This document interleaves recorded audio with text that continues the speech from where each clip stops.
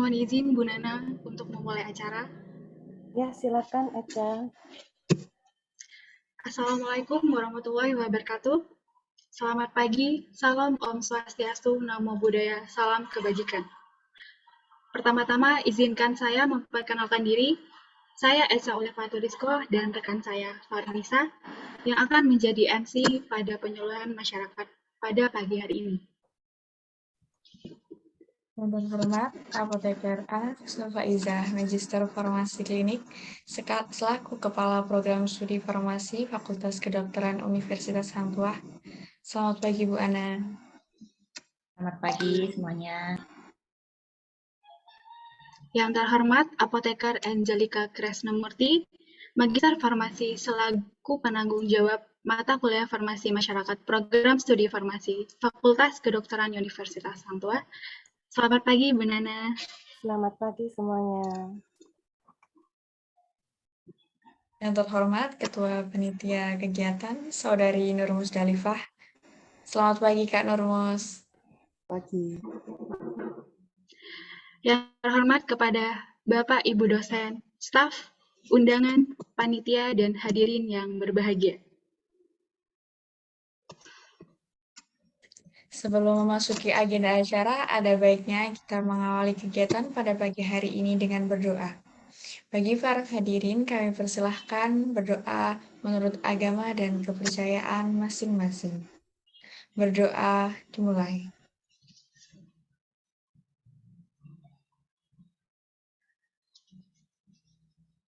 Baik, tidak ada cukup kata dalam berdoa.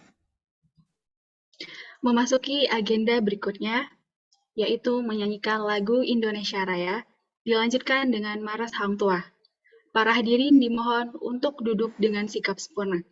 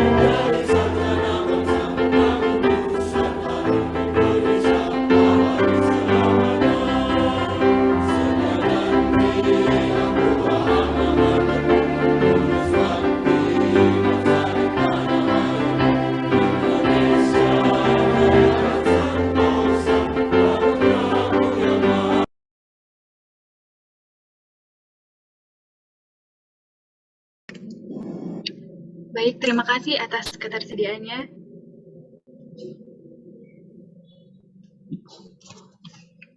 Kepada para hadirin, kami ucapkan selamat datang di acara Penyuluhan Masyarakat 2021 yang diselenggarakan oleh mahasiswa Farmasi Fakultas Kedokteran Universitas Hang Tuah, Surabaya dengan tema Dagu Sibu.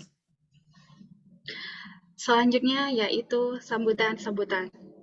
Untuk sambutan yang pertama akan disampaikan oleh Apoteker Angelica Krisnamurti, Magister Farmasi Klinik, selaku Kepala Program Studi. Selaku penanggung jawab mata kuliah Farmasi Masyarakat Prodi Farmasi, kepada Ibu Nana, kami persilahkan. Selamat pagi semuanya. Assalamualaikum warahmatullahi wabarakatuh. Shalom. Om Swastiastu, Namo Buddhaya, salam kebajikan, Rahayu.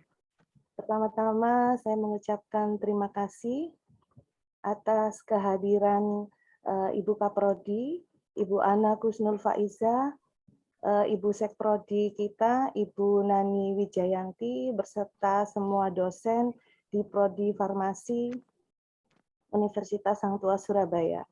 Dan tak lupa saya sampaikan apresiasi setinggi-tingginya kepada semua panitia yang telah bekerja keras dalam kegiatan hari ini, kegiatan pagi ini, pada penyuluhan Dagu Sibu. Atas semangat dan kesungguhannya, ya, dalam mempersiapkan kegiatan ini.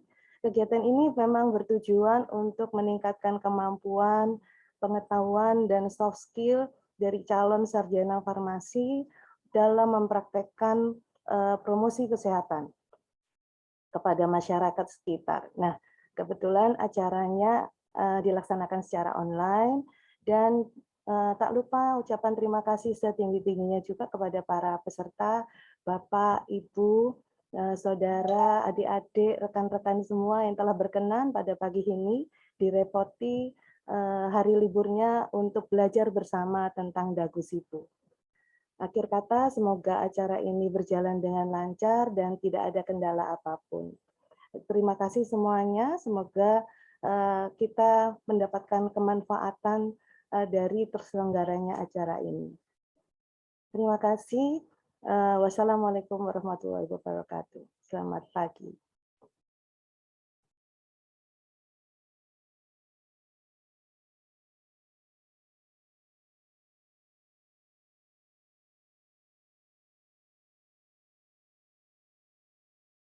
Terima kasih, Bu Nana.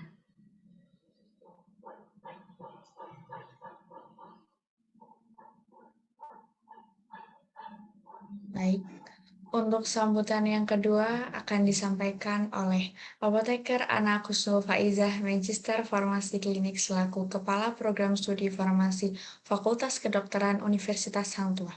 Kepada Ibu Ana kami persilahkan.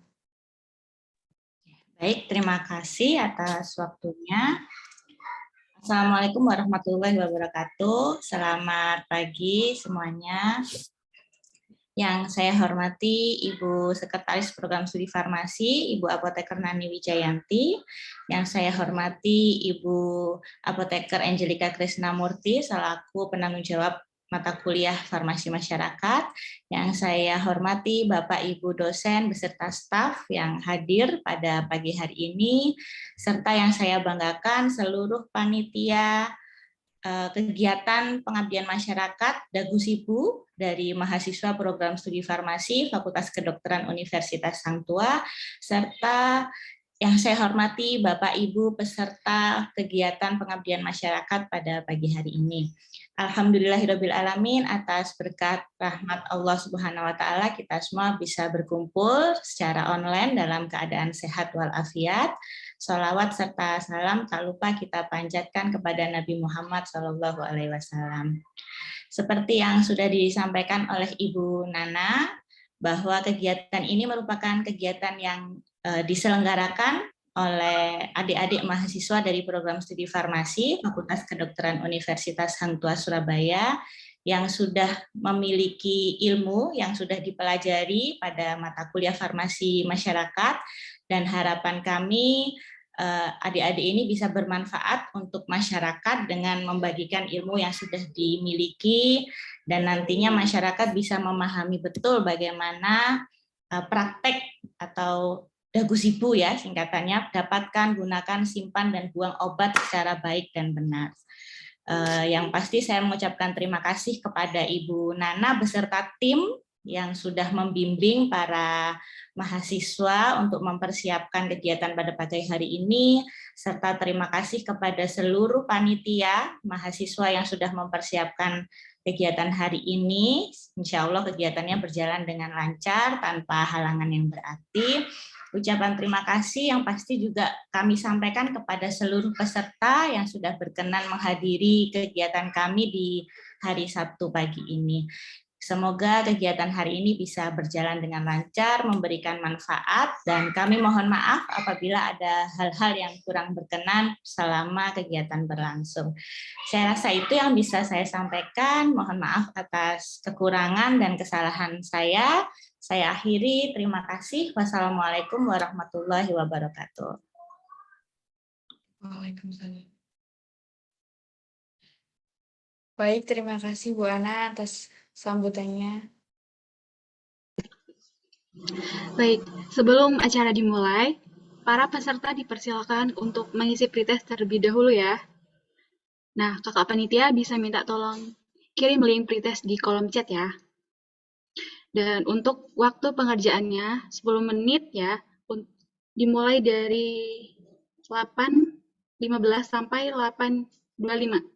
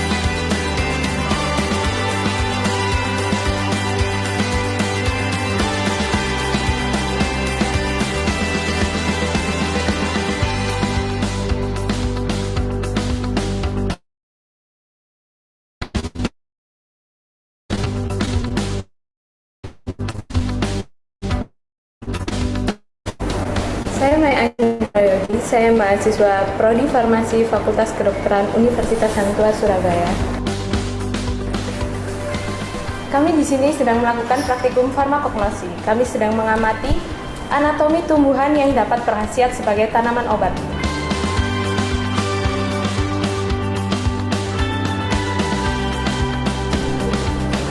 Saya Dananda Puspita. Kami di sini sedang melakukan praktikum farmasi masyarakat, di mana salah satu materinya adalah praktek pelayanan kefarmasian di apotek.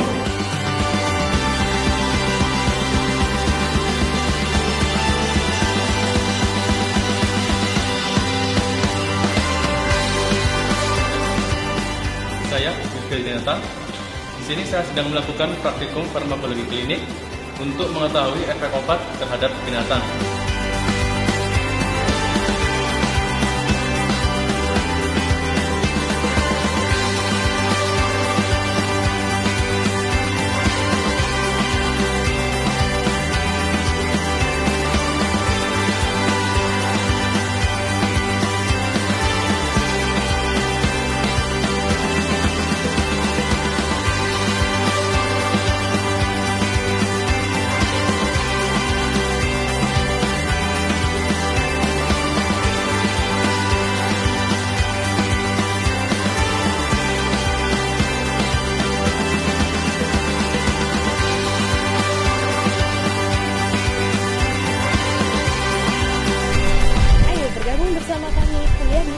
Studi Farmasi Fakultas Kedokteran Universitas Hangtua, Surabaya.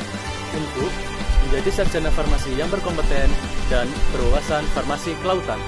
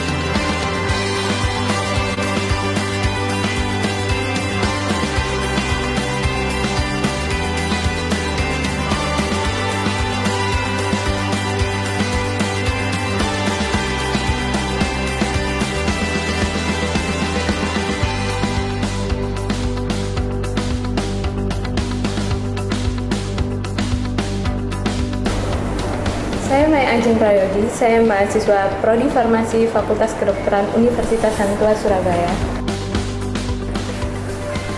Kami di sini sedang melakukan praktikum farmakognosi. Kami sedang mengamati anatomi tumbuhan yang dapat berkhasiat sebagai tanaman obat.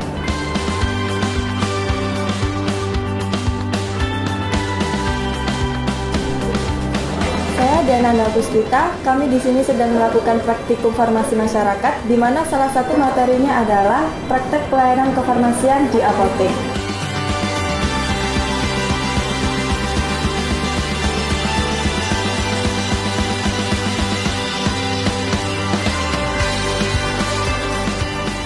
Saya Rizky Dinata. Di sini saya sedang melakukan praktikum farmakologi klinik untuk mengetahui efek obat terhadap binatang.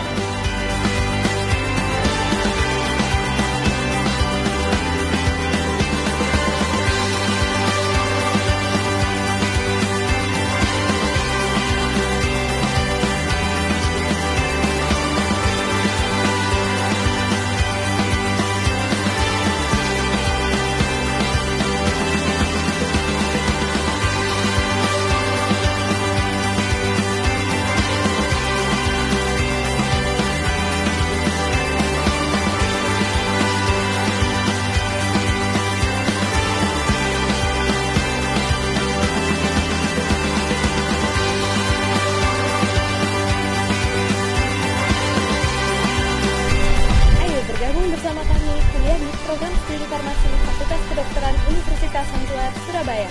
Untuk menjadi sarjana farmasi yang berkompeten dan berwawasan farmasi kelautan.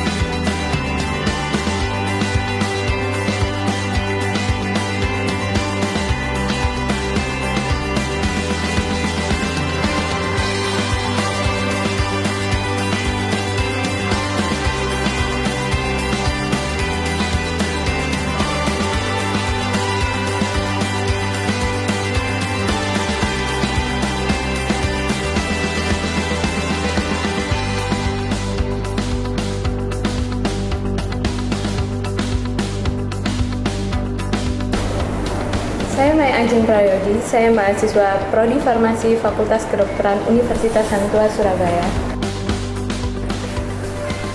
Kami di sini sedang melakukan praktikum farmakognosi. Kami sedang mengamati anatomi tumbuhan yang dapat berkhasiat sebagai tanaman obat.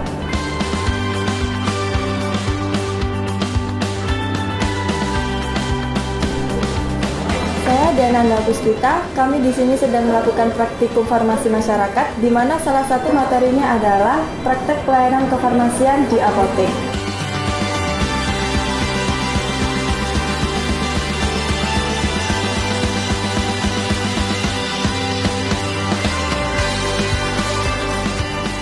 Saya Rizky Dinata. Di sini saya sedang melakukan praktikum farmakologi klinik untuk mengetahui efek obat terhadap binatang.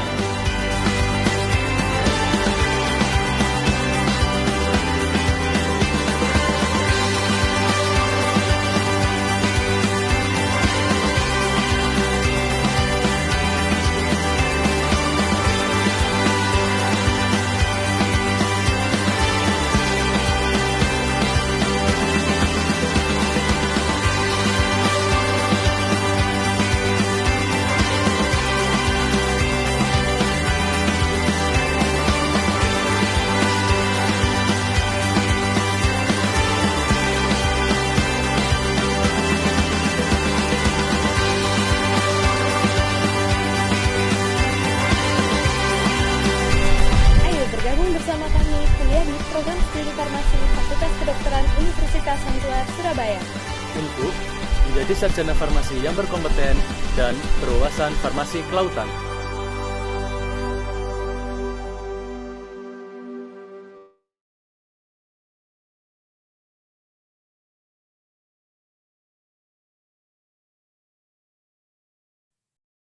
Baik, waktu untuk pretest lah.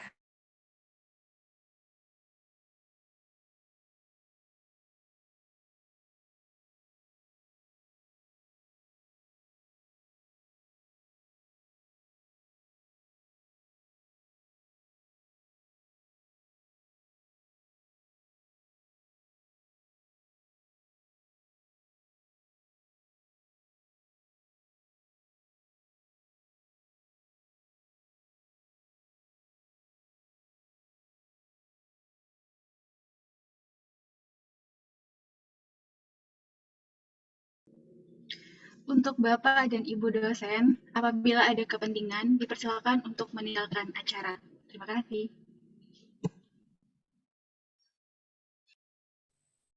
Selanjutnya memasuki acara inti yaitu pemaparan materi oleh Kak Fania dan Kak Berlianda. Untuk peserta, jika ada yang ingin ditanyakan bisa menuliskan di kolom chat. Baik, tanpa berlama-lama, kepada Kak Berlianda dan Kak Fania, dipersilahkan untuk mengambil alih.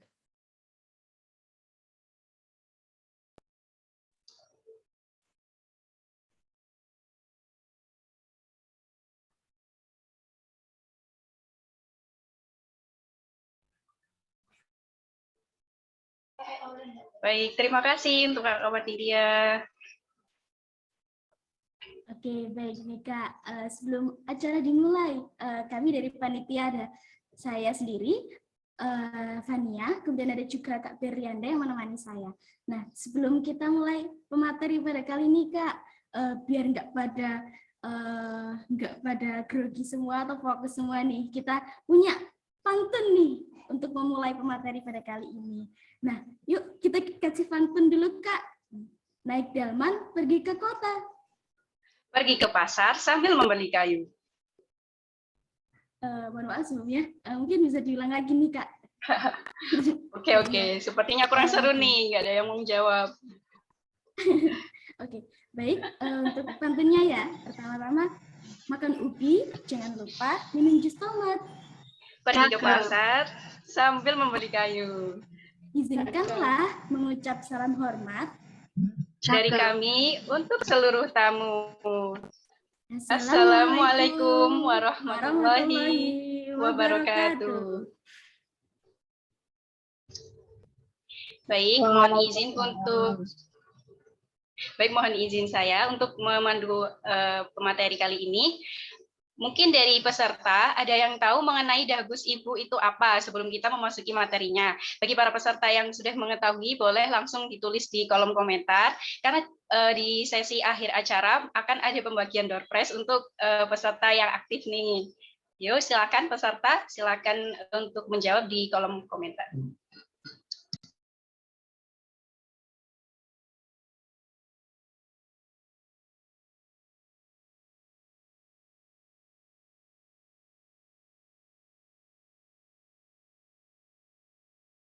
Waduh, sebenarnya udah banyak nih Kak yang sudah menjawab dari Surabaya nih.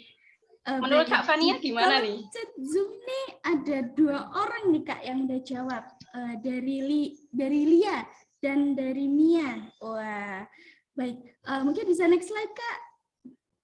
Nah, benar nih Kakak. Untuk kepanjangan dari dagus ibu, yang pertama adalah dapatkan, kemudian gunakan, yang ketiga ada simpan, dan yang keempat buang dan musnahkan. Wah, sepertinya peserta udah pada pinter nih Kak. Nah, sudah seperti yang dijelaskan Kak Fania tadi, saya sedikit menjelaskan mengenai poster yang sudah dibuat oleh panitia mengenai dapatkan.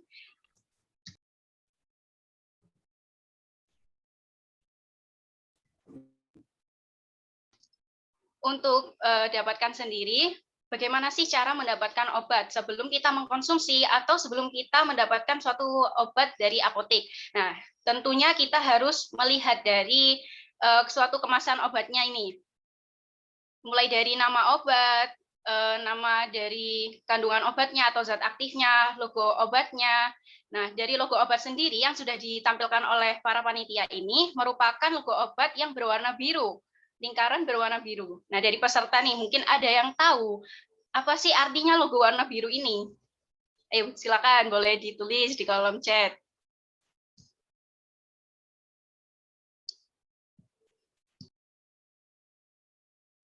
Nah, betul sekali. Obat dengan logo biru itu merupakan obat bebas terbatas yang sudah tertera seperti itu ya.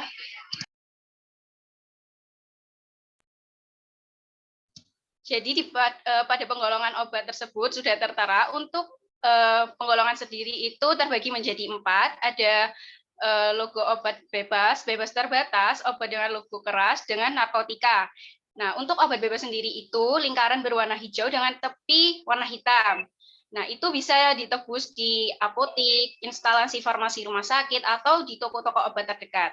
Nah, sedangkan untuk obat yang bebas terbatas ini bisa juga diberikan di apotek atau instalasi farmasi. Sedangkan untuk obat keras dan narkotika di sini, tentunya kita harus, kalau membeli, harus membawa dengan resep dokter, dan tentunya harus di apotek dan instalasi. Kalau di warung-warung itu tidak boleh, atau kita asal membeli tanpa resep dokter itu juga tidak diperbolehkan. Nah, untuk selanjutnya, mengenai informasi yang lain adalah indikasi atau efek samping apabila kita akan mengenai indikasi suatu pengobatan atau bagaimana cara menggunakannya, misalnya berapa kali sehari nih, atau bagaimana cara penggunaannya lewat oral atau lewat dubur atau sebagainya, itu bisa kita lihat melalui kemasannya. Nah, untuk bagian simpan di sini tentunya kita harus mewaspadai. Untuk apa? Untuk mencegah kerusakan terjadinya pada suatu obat. Misalnya nih saya jelaskan untuk vitamin. Nah, vitamin C misalnya dari awalnya yang berwarna orange cerah, apabila itu terkena dengan suhu yang panas atau terkena sinar matahari secara langsung, itu akan berubah warnanya menjadi kuning yang pudar. Nah, sehingga perlunya kita mewaspadai bagaimana penyimpanan obat secara tepat untuk menjaga zat aktifnya. Untuk selanjutnya kita perlu hindari dari jangkauan anak-anak dan ditempatkan di lemari yang khusus untuk penyimpanan obat. Nah, untuk selanjutnya bisa next.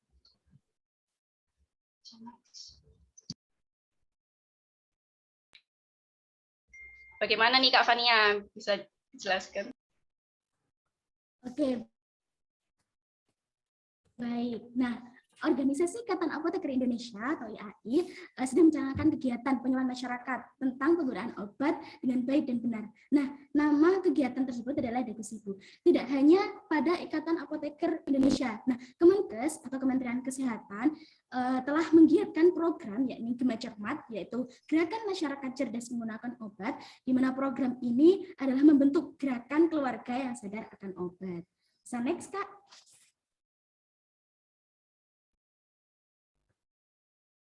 Nah, gimana sih kita mendapatkan obat dengan baik dan benar? Mungkin akan dijelaskan pertama-tama oleh Kak Berliandan. Baik.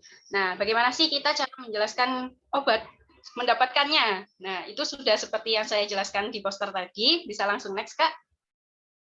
Cara mendapatkan obat ini sesuai dengan peraturan pemerintah nomor 51 tahun 2009, masyarakat di sini bisa mendapatkan obat di fasilitas pelayanan kesehatan, misalnya di apotik, instalasi rumah sakit, dan toko obat. Nah, namun di sini tuh terdapat warning ya, tidak semua pengobatan harus bisa ditebus di toko obat. Nah, misalnya pengobatan apa, bisa langsung next saja.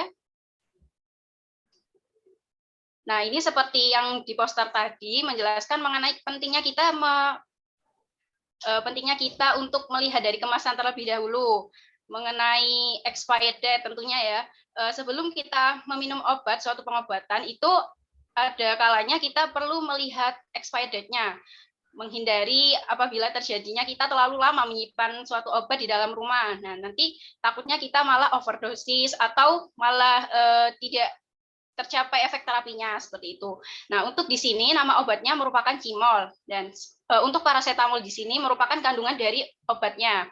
Nah, untuk obat tersendiri logonya itu hijau. Nah, dari peserta apa masih ingat nih? Hijau itu yang dimaksud adalah golongan apa? Yuk bisa ditulis di kolom chat.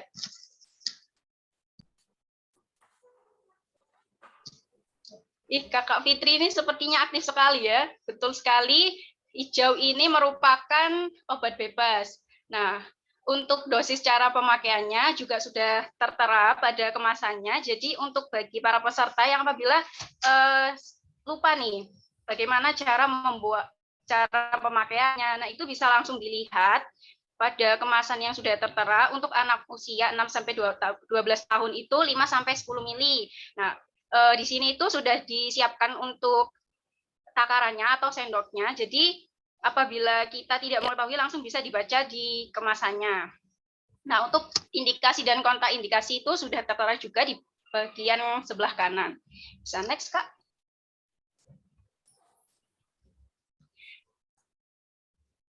Nah, di sini saya punya kuis lagi nih untuk para peserta. Dari keempat jenis kemasan nih, mungkin ada yang tahu apa sih perbedaannya?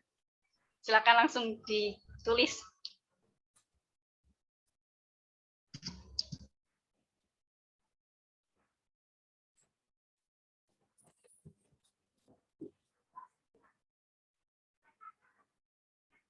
Mungkin yang di chat Zoom tuh Kak, udah ada yang jawab nih, udah banyak yang jawab.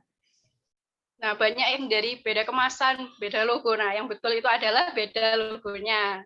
Nah, di sini untuk yang bagian sebelah kiri itu ada logo hijau yang berarti obat bebas.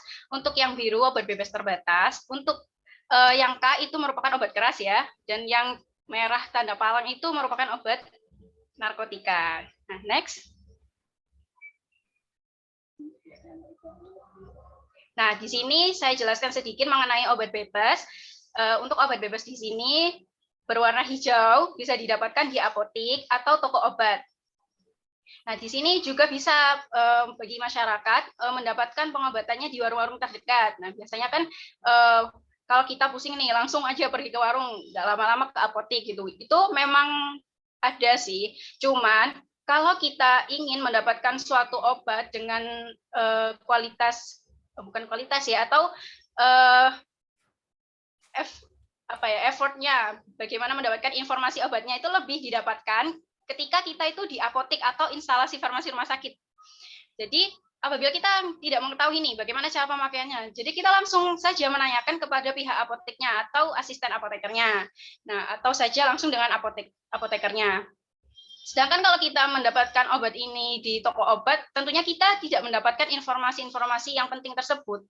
Hanya beli obat langsung dijualin seperti itu. Nah, saya contohkan untuk obat bebasnya ada Sanmol, ada Diatap, ada Panadol, ada Oralit, seperti itu. Bisa next, Kak. Untuk selanjutnya mengenai obat bebas terbatas. Di sini dengan logo yang berwarna biru, dapat dibeli di apotek atau toko obat berizin. Nah, di sini obat bebas terbatas terbagi lagi menjadi 6. Untuk P nomor 1, awas obat keras, baca aturan pemakaiannya. Di sini saya mencontohkan adalah Antimo. Biasanya logo-logo yang P nomor 1 sampai nomor 6 ini sudah tertera pada kemasannya. Jadi, apabila ibu atau para peserta di sini ingin mengetahui nih bagaimana ini golongan obat apa, langsung saja bisa dilihat dari kemasannya. Nah, untuk P nomor 2 ini awas obat keras hanya untuk obat kumur saja. Jadi tidak boleh ditelan. Saya contohkan adalah betadine gargle. Untuk selanjutnya P nomor 3 di sini awas obat keras hanya untuk bagian luar saja, luar badan. Nah, di sini biasanya merupakan sediaan topikal ya untuk kulit, misalnya itu ada salep seperti yang dicontoh ultrasilin ini. Nah, bisa juga sediaan tetes mata atau tetes hidung seperti yang dicontoh ini adalah Afrin. Next, Kak. Nah, untuk P nomor 4 ini awas obat keras. Nah, di sini hanya untuk dibakar biasanya sediaannya yakni untuk pasien asma, sigaret asma. Nah, itu pemakaiannya memang untuk dibakar. Namun sediaannya di Indonesia ini sudah tidak ada atau sudah ditarik. Untuk selanjutnya juga sudah ditarik oleh pemerintah. Untuk contoh obatnya yang dahulu itu adalah sulfonilamid serbuk. Seperti itu. Untuk yang selanjutnya adalah P nomor 6, awas obat keras, obat wasit jangan ditelan. Nah, ini biasanya ditujukan untuk sediaan melalui dubur atau ovula berbentuk seperti itu. Next, Kak. Nah, selanjutnya merupakan obat keras yang harus dibeli dengan resep dokter. Nah, di sini biasanya merupakan sediaan antibiotik yang berlogo keras, namun juga ada yang tidak. Nah, di sini saya jelaskan sedikit mengenai antibiotik. Jadi, masyarakat di sini tidak boleh asal membeli sediaan atau antibiotik ini. Karena apa? Karena apabila kita tidak sesuai dengan penyakit yang ada pada kita, atau kita asal, misalnya kita hanya batuk nih, tidak ada hasil kultur yang menyatakan kalau kita positif bakteri apa. Nah, kita itu asal membeli, misalnya membeli amoksisilin. Nah, di situ akan terjadi resistensi atau nanti kalau terjadi penyakit lagi diberi amoksisilin itu tidak akan mempan lagi. Nah, seperti itu. Namun ada beberapa kriteria obat keras yang bisa dibeli tanpa resep dokter, namun jumlahnya terbatas. Itu yang disebut dengan obat wajib apotek. Nah, seperti yang sudah saya contohkan merupakan omeprazol di sini yang diberikan maksimal 7 tablet. Nah, untuk Flamar di sini itu yang diberikan maksimal 1 tub. Next, Kak. Nah, selanjutnya di sini merupakan golongan narkotika harus dibeli dengan resep dokter dan setiap pengeluaran dari apotek itu harus dilaporkan ke pihak yang berwenang. Misalnya nih ada kodein di sini. Bisa next, Kak. Nah, di sini mungkin akan dijelaskan oleh Kakak Fania sebelumnya nih. Bagi para peserta mungkin ada yang tahu nih, apa sih pentingnya kita menggunakan obat, perlu mengetahui bagaimana cara menggunakan obat.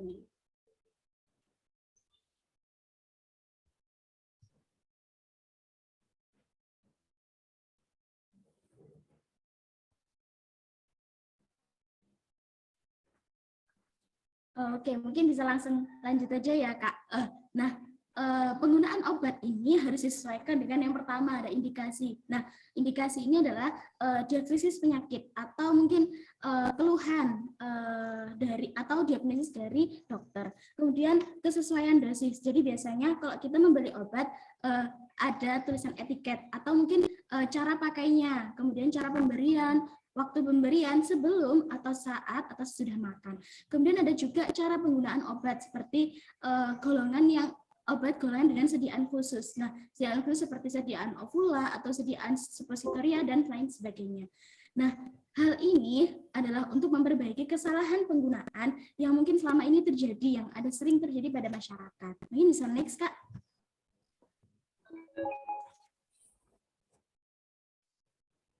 Nah, untuk informasi umum yang ada pada untuk cara penggunaan obatnya, yang pertama adalah sebaiknya pasien tidak melepas etiket dari wadah atau kemasan obatnya.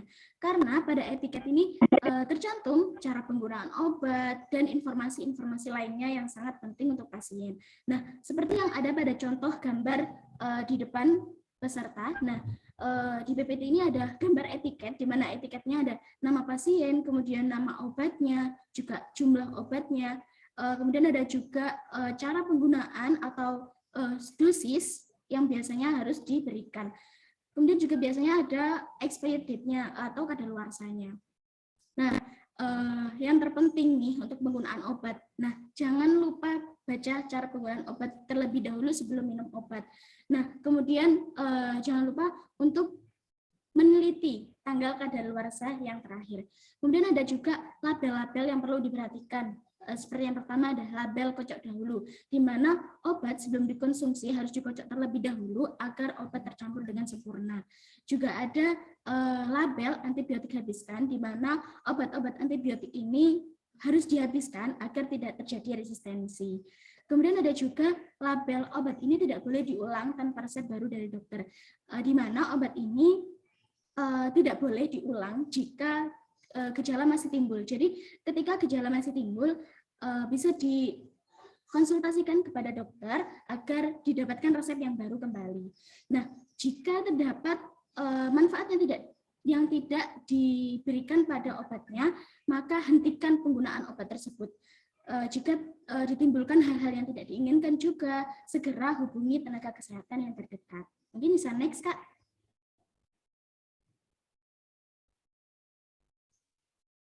Nah, obat secara umum ada dua. Ada yang melalui mulut atau yang dimaksud dengan oral, kemudian ada juga yang tidak melalui mulut atau yang disebut obat luar. Nah, obat oral sendiri terdapat dua sediaan, ada sediaan padat dan juga ada yang sediaan larutan. Nah, yang pertama ada padat, yaitu ada tablet, kapsul, kemudian tablet, dan lain sebagainya. Kemudian ada juga larutan, dalam bentuk larutan itu seperti sirup, suspensi, ataupun yang lainnya. Kemudian juga ada obat-obatan luar, seperti halnya obat kulit, salep, sediaan tetes mata, kemudian suppositoria, dan ovula. Nah, mungkin nanti akan lebih dijelaskan pada media kita yang lainnya. Next. Nah, setelah kita tahu cara mendapatkan, kemudian cara menggunakan obat, nah bagaimana sih Kak cara menyimpan obat dengan baik dan benar? Mungkin nanti akan bisa dijelaskan oleh Kak Berlianda.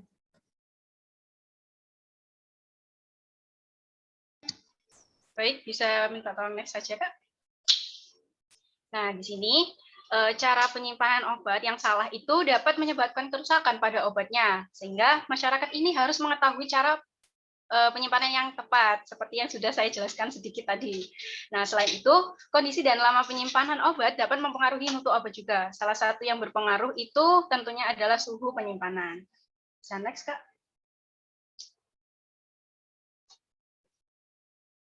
Nah, di sini apabila kita memiliki keraguan atau ketidaktahuan mengenai bagaimana penyimpanan obat, kita bisa melihat pada kemasannya.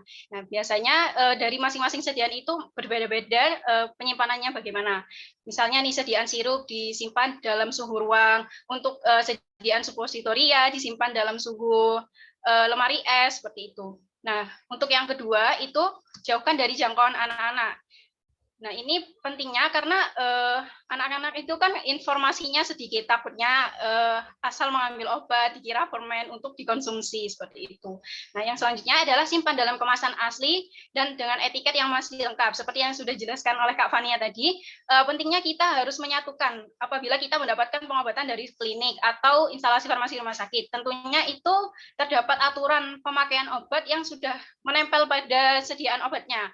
Nah, itu apabila kita terpisah dari kemasan aslinya, takutnya kita itu akan lupa bagaimana cara penggunaannya, 3 kali 3x1 atau 2x1 seperti itu. Selanjutnya periksa tanggal kedaluarsa dan kondisi obatnya. Apakah masih layak untuk kita dikonsumsi? Misalnya nih dari vitamin C yang tadi sudah keruh, apakah sudah layak itu untuk dikonsumsi? Untuk sediaan sirup, apabila sudah terjadi suatu endapan pada sirupnya yang sudah tidak bisa dikocok kembali, apakah masih layak? Itu akan dijelaskan di next selanjutnya.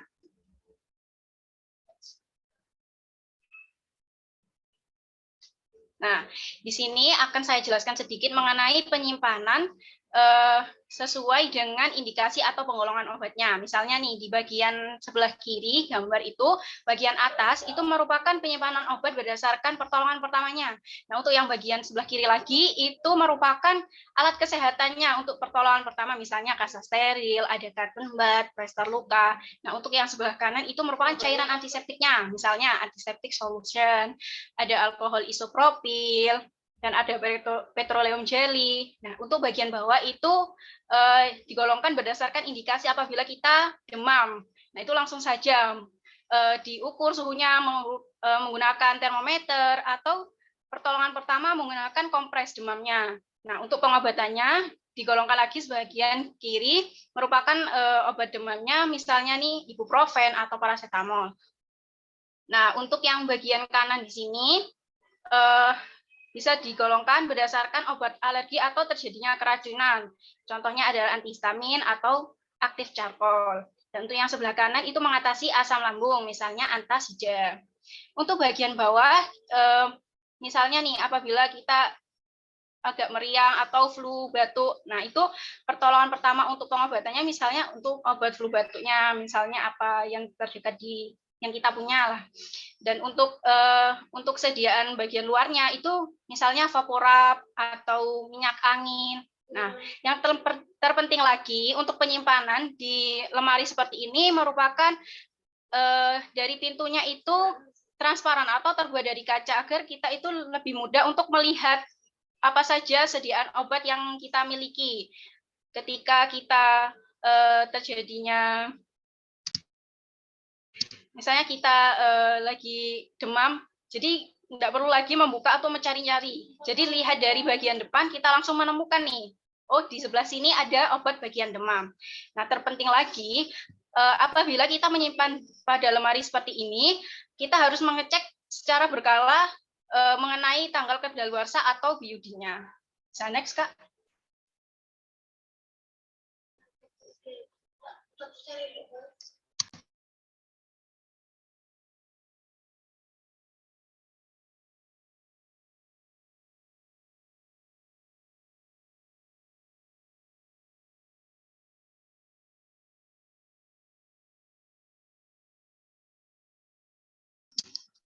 Nah, untuk selanjutnya simpan berdasarkan bentuk sediaannya. Nah, di sini digolongkan tablet dan kapsul. Bisa disimpan dalam wadah tertutup rapat di tempat yang sejuk, terlindung dari cahaya. Nah, jangan menyimpan tablet dan kapsul di tempat panas atau lembab. Nah, di sini seperti yang sudah saya jelaskan mengenai tablet, apabila kita salah menyimpan atau terkena cahaya, maka akan terjadi perubahan warna. Tidak hanya itu, kemungkinan apabila sudah terlalu lama, maka tablet itu mengalami kerusakan seperti muncul bintil-bintil atau tabletnya sudah rapuh. Nah, untuk yang kapsul, karena dari cangkang kapsulnya tersendiri itu terbuat dari gelatin, apabila ditempatkan di tempat yang panas atau suhu yang panas itu, maka akan leleh kapsulnya seperti lembek itu. Nah, untuk sediaan obat cair, nah di sini sediaan obat cair itu misalnya sirup atau suspensi emulsi. Jadi sirup di sini kalau kita salah menyimpan atau kita simpan di lemari pendingin atau freezer. Nah, di sini kemungkinan bahan-bahan partikel dari suspensi ini yang tidak terlarut atau hanya terdispersi saja, itu kemungkinan akan mengendap di bagian bawah sehingga pada penyimpanan di lemari pendingin itu akan suka dikocok kembali. Nah, untuk sediaan sirup di sini mengandung larutan gula, jadi apabila kita sudah membukanya, sudah memakai, lalu kita simpan di lemari pendingin, itu kemungkinan akan terjadinya kesulitan membuka, karena di bagian tutup botol itu akan terjadi pembentukan kristal-kristal gulanya. Next, Kak. Nah, untuk selanjutnya, bagian krim disimpan dalam wadah tertutup baik atau tub di tempat yang sejuk, karena kembali lagi kalau disimpan di suhu yang panas kemungkinan ada terjadi perubahan warna atau konsistensinya itu sudah padat. Untuk sediaan supositoria ini bisa ditujukan untuk vagina dan anus.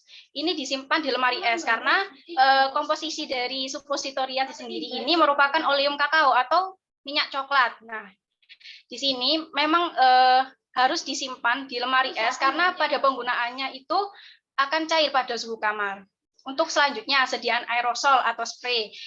Di sini merupakan sediaan yang bertekanan tinggi. Seperti contohnya apabila ibu punya di rumah pengharum ruangan nih.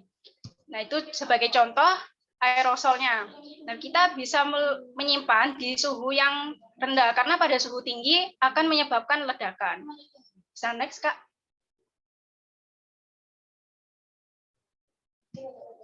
Nah, ini selanjutnya saya jelaskan mengenai BUD atau Beyond Use Date. Nah, di sini merupakan batas penggunaan suatu obat setelah kita buka. Jadi, setelah kita buka nih, misalnya saya contohkan puyer.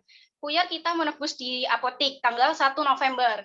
Nah, di sini batas penggunaannya 1 bulan dari peracikan, berarti kan sampai tanggal 30.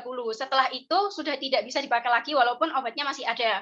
Nah, untuk sirup kering ini biasanya ditujukan untuk antibiotik. Jadi, sirupnya ini sudah direkonstitusi oleh pihak apotik. Jadi, ibu-ibu di sini atau para peserta yang lain itu tidak perlu khawatir apabila kita mendapatkan suatu obat yang sudah terbuka kemasannya. Jadi, itu memang harus direkonstitusi dengan air yang sudah tertakar atau sudah ada aturannya.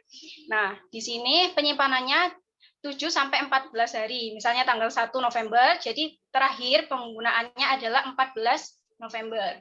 Untuk selanjutnya adalah insulin injeksi 28 hari sejak dibuka pertama. Dan oral yang mengandung air seperti sirup, suspensi, atau emulsi itu tidak lebih dari 14 hari. Untuk topikal, salep tidak lebih dari 30 hari. Untuk sediaan tetes telinga dan tetes mata, 28 hari sejak dibuka pertama. Terlebih lagi, seperti yang tetes mata atau minidus, seperti contoh pada gambar di sini, akan lebih cepat BUD-nya 3 kali dalam 24 jam. Maksudnya itu 3 kali membuka tutupnya itu selama 24 jam. Bisa next. Nah, mungkin dari para peserta di sini tahu apa sih pentingnya untuk membuang suatu pengobatan. Tujuannya untuk apa? Boleh dijawab terlebih dahulu di kolom chat.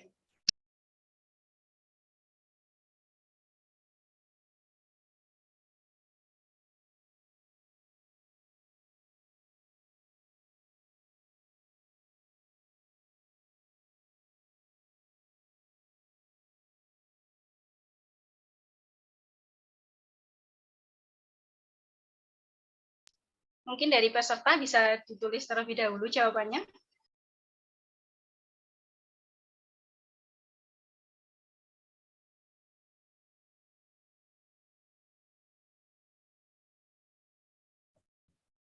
Oke, mungkin ini udah ada yang jawab nih Kak, buang dengan benar agar tidak disalahgunakan. Nah, baik.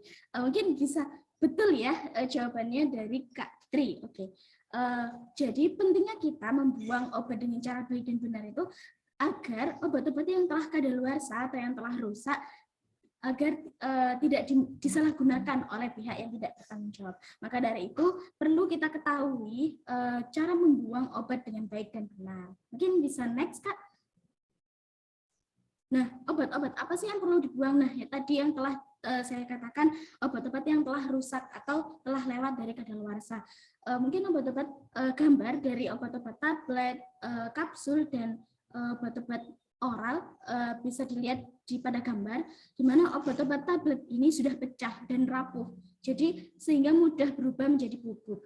Kemudian juga ada obat tablet yang timbul bintik-bintik. Nah, obat-obat tersebut harus segera dibuang. Kemudian untuk obat kapsul, nah mungkin bisa dilihat penampakannya seperti yang ada pada gambar, terlihat meleleh dan kemudian membuka, dan kemasan kapsulnya mengempis dan lengket. Nah, mungkin obat-obat yang pada gambar ini tidak boleh dikonsumsi dan kemudian harus segera dibuang. Bisa next, Kak. Nah, selanjutnya ini ada juga obat sirup. Nah, sirup yang rusak, nah ciri-cirinya tuh yang pertama adalah cairan lebih mengental daripada pertama kali kita membuka kemasan obat. Kemudian juga ditemukannya endapan yang ada pada obat. Kemudian juga ada perubahan warna dari yang awalnya bening, kemudian terlihat keruh. Nah, obat-obat tersebut tidak boleh dikonsumsi dan harus segera dibuang. Mungkin bisa next juga, Kak. Selanjutnya ada juga obat yang telah lewat kadaluarsanya atau juga telah lewat biodinya, seperti yang telah dijelaskan Kak Dirlianda tadi tentang beyond use date atau batas penggunaan waktu obat setelah kemasan dibuka. Nah, untuk botol-botol yang kemasannya sirup. Nah, sirup ini sirup kering, jika sirup kering dan sirup larutan kurang lebih 14 hari atau 2 minggu setelah kemasan dibuka dan tidak boleh dikonsumsi kembali. Dan juga jika botol kemasan belum dibuka, maka yang harus diperhatikan adalah tanggal kadaluarsanya. Nah, jika botol tutup yang telah dibuka, yang setelah dibuka sebelumnya, maka ingat pertama kali di mana kemasan tutup botol tersebut dibuka. Jadi bisa diperhatikan beyond use date-nya. So, next. Next slide. Nah, cara membuang obat. Nah, bagaimana sih cara membuang obat dengan baik dan benar? Nah, kami kutip menurut Departemen Kesehatan Republik Indonesia pada tahun 2008, untuk cara pembuangan obat sendiri, yang pertama adalah melepaskan etiket dari obat, kemudian etiketnya bisa dipotong terlebih dahulu, kemudian baru dibuang. Dan juga seperti halnya tutup botol juga harus dipotong agar tidak menghindari penyalahgunaan bekas dari kemasan obatnya. Jika ada kemasan obat yang dalam bentuk box, dus, atau tube, nah seperti halnya juga yang tadi kemasan obat harus digunting terlebih dahulu baru bisa dibuang ke tempat sampah. Bisa next, Kak. Nah, cara memusnahkan obat yang pertama ini adalah obat dalam sediaan padat seperti halnya tablet, kapsul, ataupun suppositoria. Nah, seperti yang ada pada gambar, di mana obat-obat tablet harus dihancurkan sampai halus. Kemudian ada juga kapsul kemasannya harus dibuka terlebih dahulu, kemudian bubuk dari obatnya dibuang, kemudian setelah itu dicampur dengan tanah. Nah, setelah tercampur dengan tanah, maka obat langsung bisa dibuang ke tempat sampah. Mungkin bisa next, Kak, selanjutnya. Nah, kemudian juga ada cara memusnahkan obat untuk sediaan cair atau larutan. Yang pertama ada sirup, yang ada contohnya seperti halnya sirup, suspensi, ataupun emulsi. Nah, caranya dengan mendambahkan air sampai encer, kemudian kocok agar obat yang ada pada kemasan bisa tercampur, kemudian buang pada saluran air atau selokan. Ini next. Nah, berikut untuk daftar pustaka yang kami gunakan pada materi kali ini. Bisa next lagi. Nah, oke. Sepertinya materi pada kali ini sudah selesai nih, Kak. Nah, seperti halnya tadi kita mulai materi dengan pantun, maka kita akan memberi pantun kembali di akhir pemateri. Mungkin kita bisa membagikan pantun ya, Kak Dirlianda. Nah, untuk pantunnya pertama, naik delman pergi ke kota. Jangan lupa membeli alpukat. Demikian presentasi dari kita. Semoga bisa bermanfaat. Wassalamualaikum warahmatullahi wabarakatuh. Terima kasih atas perhatiannya. Mohon maaf apabila ada salah kata. Saya kembalikan kepada pembawa acara. Terima kasih. Baik, terima kasih Kak Fania dan Kak Dirlianda sudah bersedia memberikan materi mengenai Dagosipu yang sangat menarik ini ya. Karena kita sudah mendengarkan materi yang disampaikan tadi, maka dari itu kali ini kita akan masuk ke sesi diskusi dan tanya jawab. Pada sesi diskusi ini, peserta boleh bertanya terkait materi Dagusiku. Untuk peserta yang ingin bertanya, bisa mengirimkan pertanyaannya pada kolom chat Zoom dengan format kota asal, _nama, _pertanyaan. Pada sesi diskusi dan tanya jawab ini, akan dipandu oleh saya, Felicia, dan rekan saya, Anissa. Oke, kami di sini sudah menampung beberapa pertanyaan nih, Kak. Izinkan kami membacakan pertanyaannya ya. Kepada kakak panitia yang bertugas, bisa minta tolong share screen-kan beberapa pertanyaan yang sudah ditampung.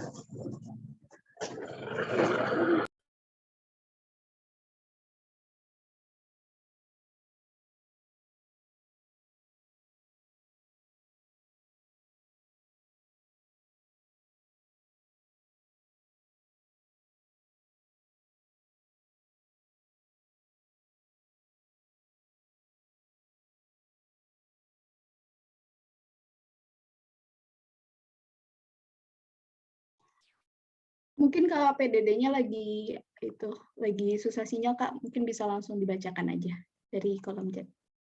Oke, baik. Saya bacakan ini dari Kak Teddy Iza dari Surabaya. Pertanyaannya, kan tadi Kak Berlianda saya melihat logo obat yang berwarna biru yang artinya obat bebas terbatas. Yang artinya juga obat keras seperti yang dicontohkan tadi.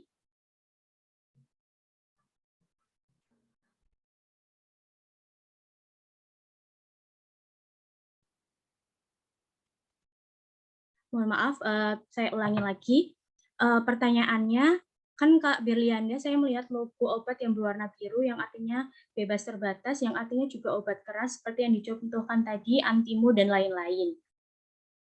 Nah, setahu saya obat keras itu dilogokan dengan warna merah dan di tengah-tengahnya ada huruf K. Nah, itu bedanya apa, Kak? Apakah kedua logo itu indikasinya sama-sama obat keras apa gimana? Untuk Kak Fania atau Kak Berlianda mungkin bisa langsung dijawab.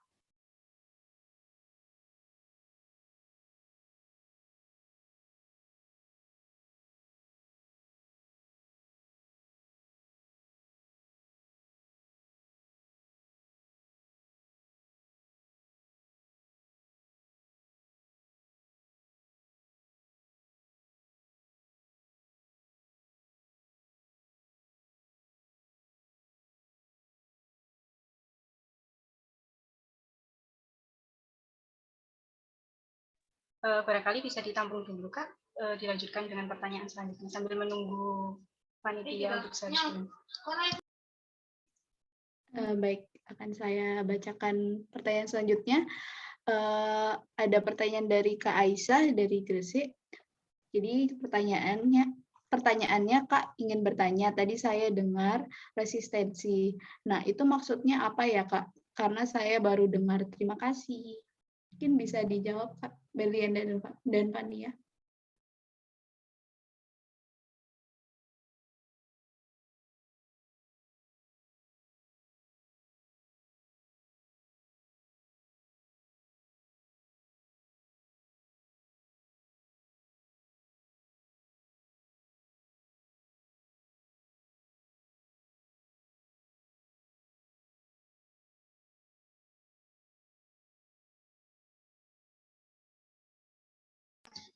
Baik, mungkin saya menjelaskan sedikit. Untuk pertanyaan dari Kak Teddy mengenai perbedaan dari obat bebas terbatas dengan obat keras. Jadi berdasarkan dari peraturan pemerintah sendiri, obat bebas itu tergolongkan menjadi 6 bagian. Jadi memang berbeda untuk obat keras dan obat bebas terbatas, walaupun dalam obat bebas terbatas itu terbagi menjadi 6 yang bertuliskan obat keras. Tapi memang berbeda dari kedua indikasinya. Nah, selain itu, dari takaran obat bebas terbatas dan obat keras sendiri itu juga berbeda. Kalau obat keras itu tidak diperbolehkan tanpa resep dokter, tapi kalau obat bebas terbatas itu masih diperbolehkan. Untuk pertanyaan selanjutnya dari Kak Aisyah mengenai resistensi. Resistensi sendiri itu Kak Berlianda, mungkin bisa saya bantu untuk menjawab dari Pak Teddy ini ya. Baik, silakan Ibu. Ya, jadi Pak Teddy tadi menanyakan kenapa kok pada obat bebas terbatas itu ya, kok ada tulisannya obat keras ya kan? Ada peringatan P1 sampai 6, iya kan? Ya, jadi sejarahnya itu obat bebas terbatas itu kalau dulu termasuk obat daftar W. Obat daftar W itu singkatan dari Warstufing. Jadi dia apa namanya? Artinya adalah peringatan atau waspada. Karena itu selalu ada P. P itu artinya peringatan. Jadi P1, P2, P3 sampai P6. Nah, obat bebas terbatas itu sebetulnya definisinya adalah memang dia itu obat keras. Artinya obat keras yang dapat dibeli tanpa resep dokter. Namun penggunaannya harus membaca informasi pada obat tersebut. Jadi seperti P1 sampai P6. Karena itu memang tulisannya obat keras.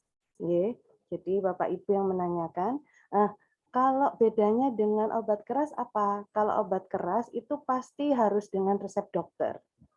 Atau ada beberapa yang sekarang sudah diperbolehkan untuk tanpa resep dokter, tetapi terbatas jumlahnya. Karena sudah ada peraturan pemerintah yang terbaru untuk obat wajib apotek. Dan obat keras itu kalau masuk obat wajib apotek boleh diserahkan ke pasien tanpa resep dokter, tetapi harus melalui konsultasi dengan apoteker. Jadi tetap tidak boleh dibeli sendiri, artinya membeli sendiri katanya boleh, tetap tidak boleh. Jadi kalau itu benar-benar rekomendasi dari apoteker baru boleh dan jumlahnya terbatas. Artinya terbatas karena nanti pada saat obat itu digunakan apabila nanti masih belum dapat menyembuhkan gejala yang dirasakan, tetap harus ke dokter pasiennya begitu. Dan obat yang diberikan itu biasanya memang sudah ada histori dari pasiennya. Jadi pasiennya sudah pernah mendapatkan resep dokter dengan indikasi yang sama dan obat yang sama. Jadi apoteker baru boleh memberikan. Jadi itu untuk obat wajib apotek begitu. Jadi untuk obat bebas terbatas yang logo biru itu memang sebetulnya adalah obat keras, tetapi boleh diberikan tanpa resep dokter. Karena itu peringatannya tetap P1 sampai 6 ada tulisannya obat keras. Begitu nggih Bapak Ibu, teman-teman sekalian.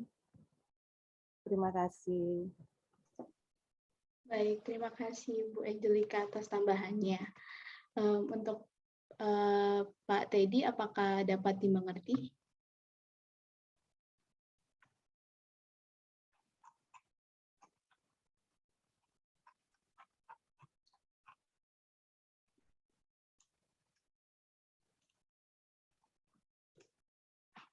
Baik.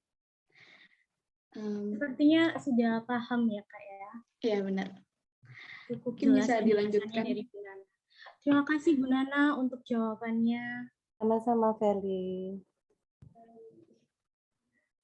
Selanjutnya pertanyaan yang kedua nih Kak, yang dari Kak Aisyah yang bertanya mengenai resistensi itu apa. Mungkin dari Kak Berlianda dan Kak Fania bisa menjawabnya, silahkan.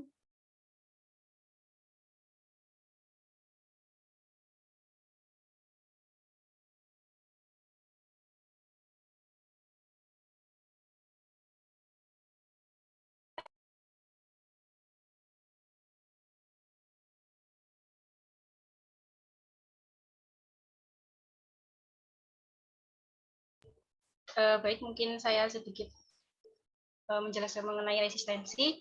Resistensi sendiri itu dari bahasa Inggris yang artinya itu kebal atau sudah tahan. Dan di sini yang dimaksud yang tahan itu adalah bakterinya. Jadi untuk apabila kita mengkonsumsi antibiotik secara asal, maka antibiotik sendiri kan terbagi ada yang spektrum luas dan spektrum yang sempit.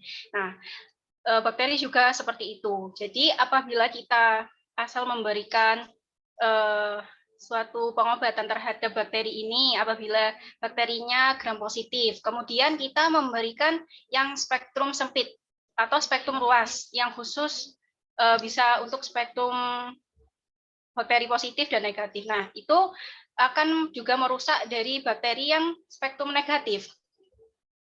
Maksudnya bakteri dari yang gram negatif seperti itu. Jadi saya sarankan untuk mengenai penggunaan antibiotik ini harus dengan saran dari dokter atau apoteker. Mungkin Kak Fania bisa menambahkan atau teman-teman yang lain. Oke, Assalamualaikum warahmatullahi wabarakatuh. Saya bantu menjelaskan ya sedikit terkait tentang resistensi ya. Oke, apa yang sudah disampaikan oleh panitia tadi kurang lebih cukup sudah bagus, tapi mungkin lebih jelasnya terkait resistensi ini adalah penggunaan obat yang salah ya. Ketika penggunaan obat yang salah gitu ya, itu menyebabkan istilahnya respon di dalam tubuh itu akhirnya tidak bisa berpengaruh lagi terhadap obat itu. Jadi seperti itu. Akhirnya apa? Tubuh ini menjadi kebal terhadap obat tersebut. Nah, sebagai ilustrasinya seperti itu. Jadi proses resistensi ini adalah ketika tubuh ini sudah tidak bisa dia berpengaruh terhadap suatu reaksi obat, sehingga membutuhkan jenis obat atau dosis obat yang levelnya lebih tinggi.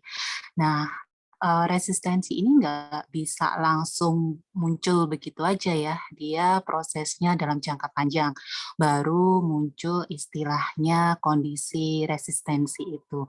Mungkin lebih gampangnya penjelasannya seperti itu ya Dek ya. Jadi tadi diilustrasikan oleh panitia itu adalah suatu obat antibakteri gitu ya. Nah, tetapi kalau kita jelaskan secara general atau global gitu ya, kita anggap itu sebagai penggunaan obat yang salah gitu ya. Karena tidak adanya monitoring dari dokter atau dari apoteker gitu ya, tidak sesuai peruntukannya. Nah, akhirnya apa? Tubuh dalam manusia atau apa ya istilahnya tubuh host tersebut gitu ya, dia akhirnya sudah tidak bisa berpengaruh terhadap obat tersebut. Nah, contoh misalkan ya, saya beri contoh ilustrasi. Kalau misalkan kita flu, kita batuk gitu ya, harusnya kan minumnya obat flu atau obat batuk ya. Tetapi mungkin ada beberapa masyarakat yang memiliki pemahaman bahwa setiap sakit flu atau batuk itu harus minum antibiotik. Nah, di situ karena salah penggunaan dalam minum antibiotik, menyebabkan ketika si manusia atau masyarakat tersebut sakit infeksi karena bakteri tertentu, nah itu waktu minum antibiotik tersebut, dia udah tidak bisa lagi mengatasi obat tersebut. Nah, tidak bisa mengobati penyakit tersebut, infeksinya. Jadi dia membutuhkan dosis atau jenis antibiotik yang levelnya lebih tinggi. Nah, istilahnya resistensi itu seperti itu, Dek. Apakah sudah cukup bisa dipahami dari penjelasannya? Mungkin jika ada tanggapan dari peserta bisa mengetikkan tanggapannya di kolom chat Zoom. Mungkin peserta juga boleh langsung bertanya ya Kak Feli ya. Iya, boleh Ibu. Langsung benar, Ibu. bertanya, langsung Ya, nyalakan mic-nya saja. Mungkin bisa raise hand gitu ya. Jadi Iya, nanti tinggal tunjuk sama panitia gitu ya. iya. Oke. Oke, mungkin itu aja penjelasan dari saya terkait resistensi. Kalau ada yang masih belum jelas, nanti silakan ditanyakan lebih lanjut. Oke, terima kasih. Baik, terima kasih Bu Liza untuk sudah membantu menjawab pertanyaan Terima dari kasih, Bu. peserta.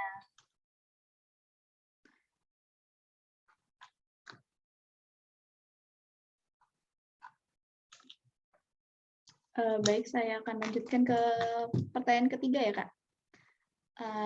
Jadi ada Lia dari Surabaya, antibiotik tidak boleh dibeli dengan bebas. Tetapi hingga saat ini antibiotik bebas diperjualbelikan dan tidak ada edukasi terkait hal tersebut. Bagaimana seharusnya peran farmasi menurut pendapat Anda? Terima kasih.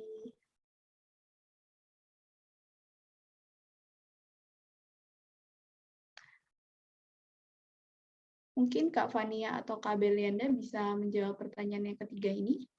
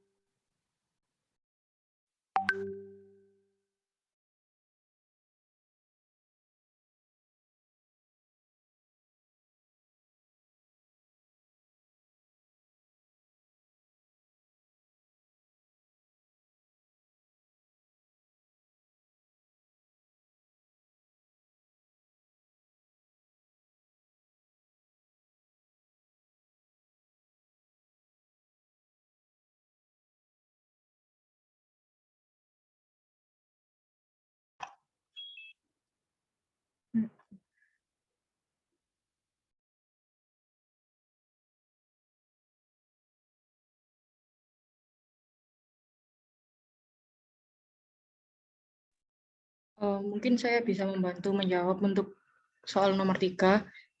Baik, dipersilakan Kak Mus.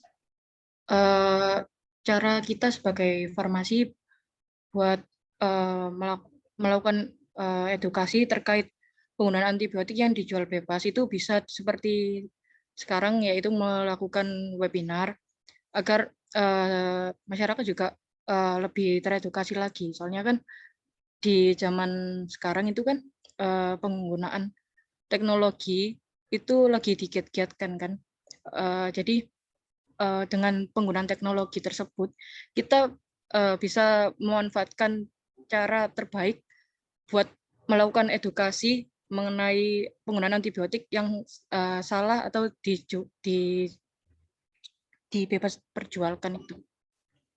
Seperti juga ada penggunaan sebar poster, juga penggunaan video edukasi yang di-post di YouTube atau di Instagram. Mungkin bisa seperti itu cara mengedukasi yang lebih efektif di zaman sekarang ini. Mungkin bisa saya tambahkan juga ya. Silakan Ibu. Ya, terima kasih pertanyaannya, bagus sekali. Saya rasa adik-adik ini juga sudah melakukan salah satu usaha ya, usaha untuk melakukan edukasi.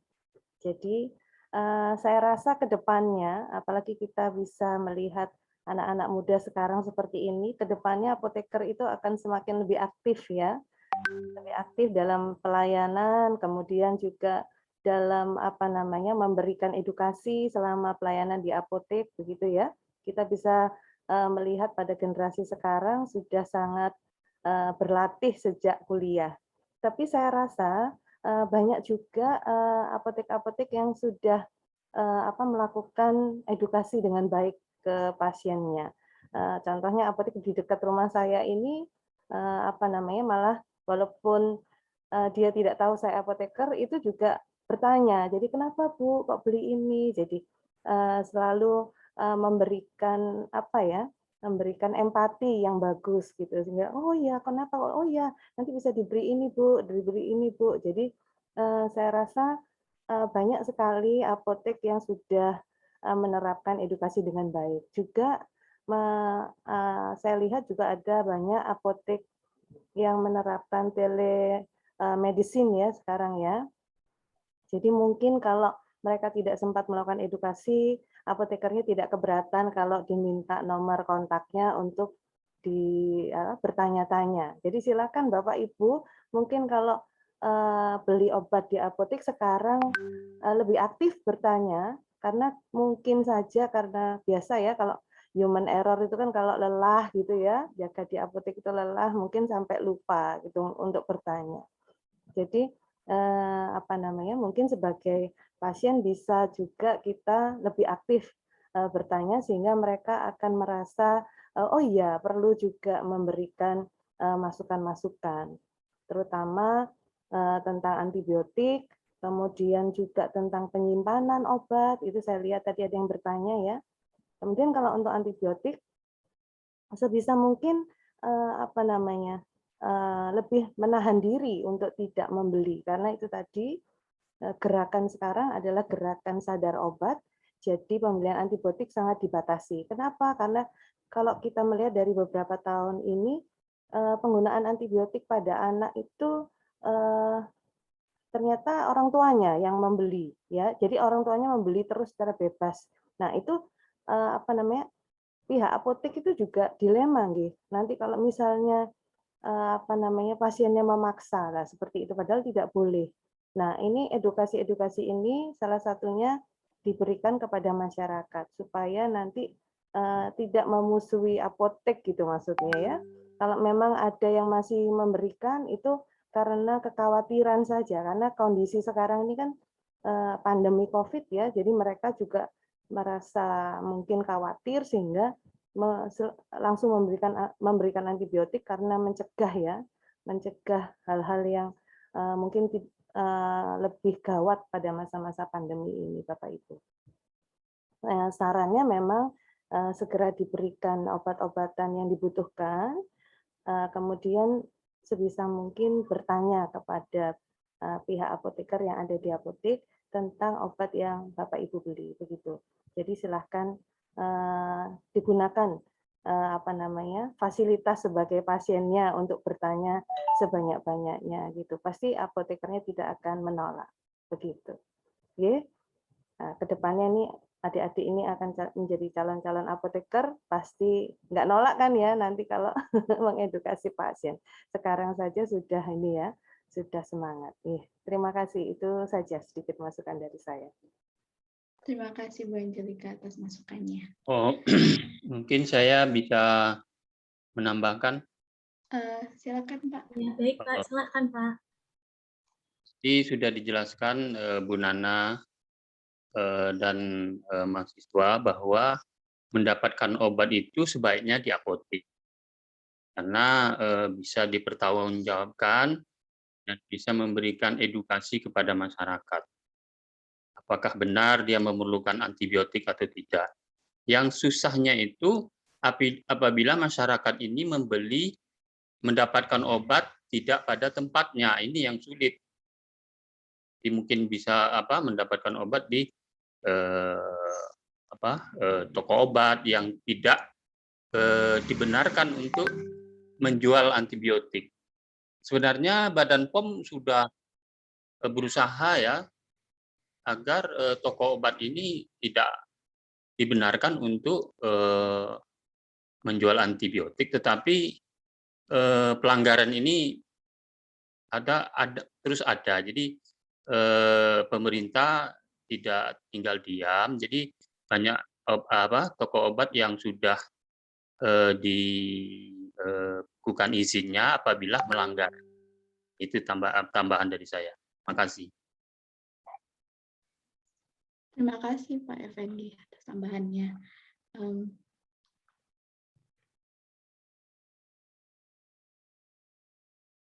Sepertinya ini banyak banget ya Kak yang pengen bertanya. Pesertanya pada aktif semua ini. Karena keterbatasan waktu juga, saya mau bacakan untuk pertanyaan yang terakhir. Pertanyaan yang terakhir dari Kak Triwahyuni dari Bangkalan. Pertanyaannya, apa yang Anda lakukan ketika ada pasien membeli sirup tetapi tetapi pasien tersebut tidak tahu sampai kapan penyimpanan sirup tersebut setelah dibuka. Dan asisten apoteker di apotek tersebut juga lupa untuk memberi informasi. Apa tanggapan Anda? Terima kasih. Untuk Kak Fania dan Kak Berlianda mungkin bisa langsung menjawab. Silahkan.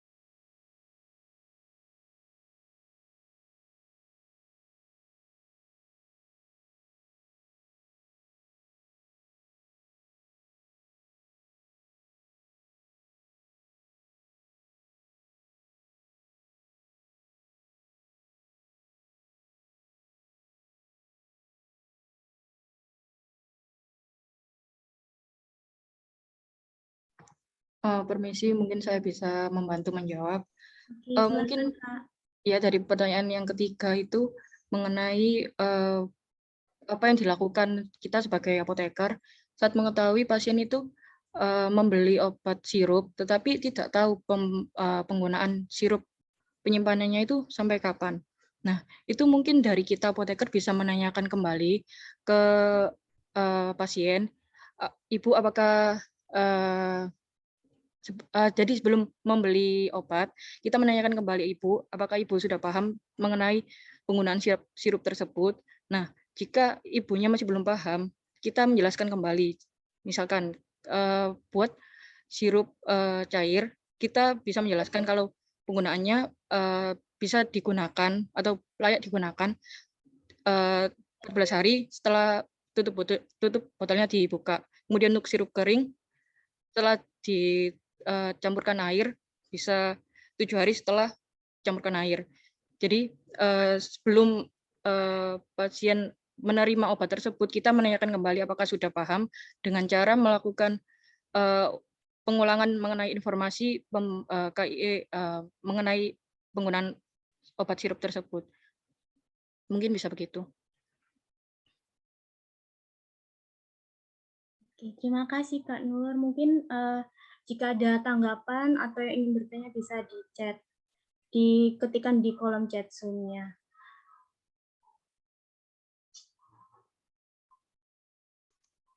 Tapi sepertinya waktunya sudah habis Kak untuk tanya jawabnya nih. Oh iya, sepertinya waktunya juga udah nggak cukup karena keterbatasan waktu juga.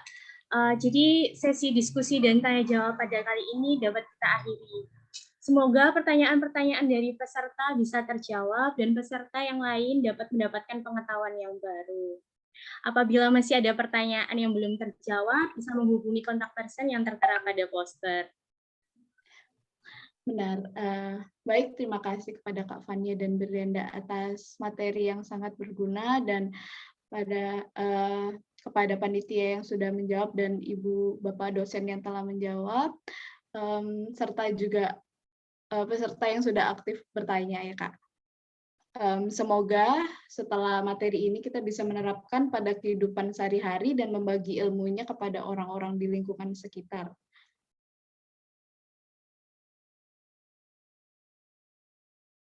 Baik, selanjutnya adalah sesi post-test. Silahkan kepada kakak panitia yang bertugas untuk mengirimkan link Google Form post-testnya.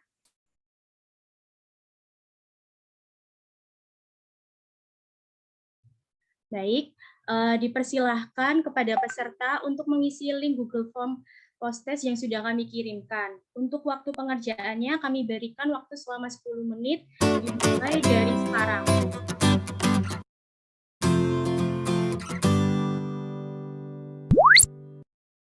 Halo, perkenalkan apoteker di apotek ini.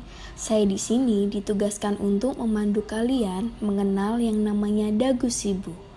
Pasti dari kalian belum mengetahui kan apa sih yang namanya dagu sibu itu? Jadi, yuk kita sama-sama menyimak informasi yang akan saya sampaikan. Yang pertama, ada kata da, dari kata dapatkan. Nah, dapatkan ini, bagaimana sih cara kalian untuk mendapatkan obat-obatan? Yang pertama, kalian bisa mendapatkan obat di apotek, rumah sakit, klinik, dan puskesmas. Untuk cara mendapatkan obatnya, kalian bisa langsung membelinya tanpa resep dokter untuk obat bebas dan obat bebas terbatas.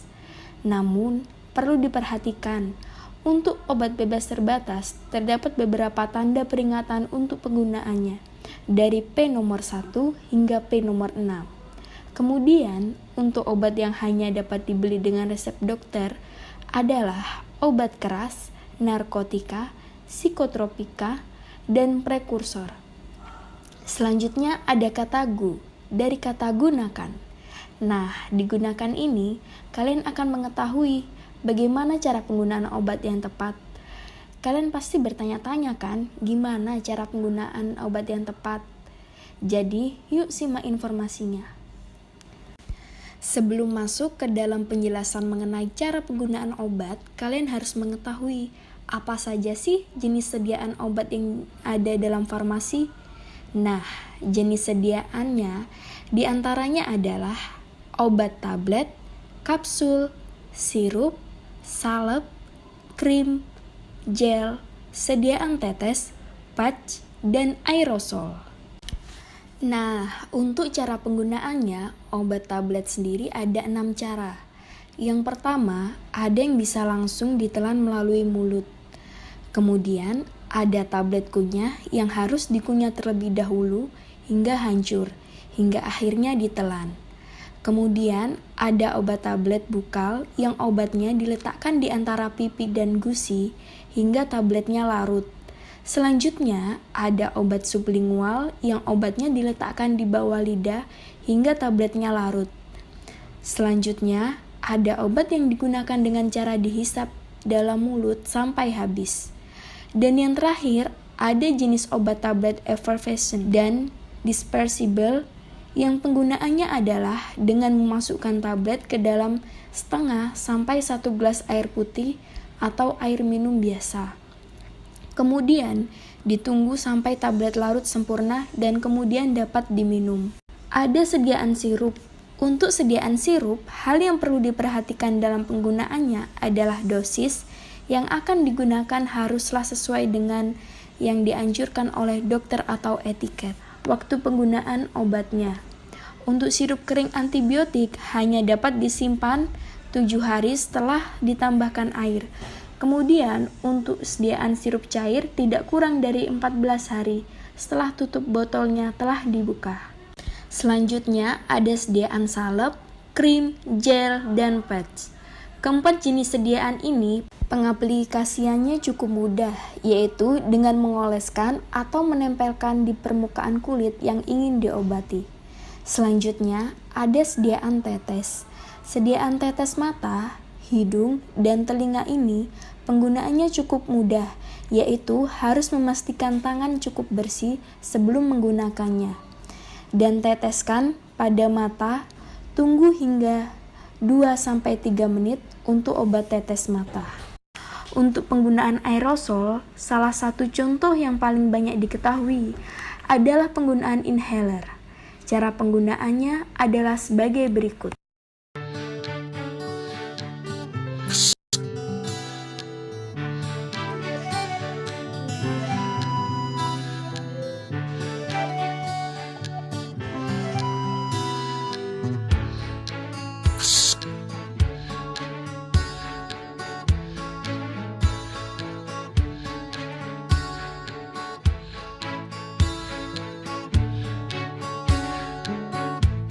Selanjutnya ada si dari kata simpan, yang artinya cara yang tepat dalam menyimpan obat di rumah. Cara penyimpanan obat cukup mudah, kalian hanya perlu memastikan obat terhindar dari paparan sinar matahari langsung dan suhu penyimpanan obat haruslah stabil tidak kurang dari 30 derajat Celcius. Dan untuk obat dengan saran penyimpanan khusus yang biasanya tertera pada etiket, seperti harus disimpan pada suhu 2-8 derajat Celcius, maka disarankan untuk meletakkan pada pintu kulkas dan usahakan tidak menaruhnya pada freezer, agar tidak terjadi kerusakan pada obat tersebut. Selanjutnya, ada bu dari kata buang. Nah, apabila kalian menjumpai obat yang telah kadaluarsa atau rusak, dan tulisan obat atau mereknya sudah tidak dikenali lagi, sebaiknya disegerakan untuk menghindari terjadinya kesalahan pengobatan. Tapi, tunggu, jangan membuang obatnya dengan sembarangan ya. Ada cara yang bisa kalian lakukan untuk membuang obatnya. Yang pertama, untuk obat tablet, kalian harus menghancurkan obat tersebut terlebih dahulu, yang kemudian dicampurkan dengan kotoran atau tanah.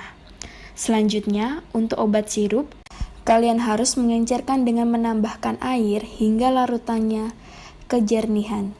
Yang selanjutnya, buang pada limbah rumah tangga. Sekian penjelasan dagu sibu dari saya. Saya harap dengan video ini kalian bisa mengetahui tentang dagu sibu obat yang tepat. Sampai jumpa di video selanjutnya. I will see you on my next one. Terima kasih.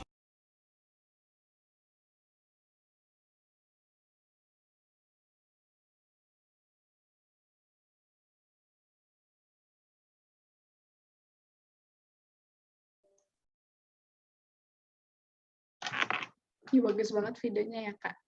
Iya, ini keren banget ini. Siapa ini yang buat ini videonya ini? Pasti dari Kak Nur ini, pasti yang buat ini. Benar, bagus banget, jelas banget.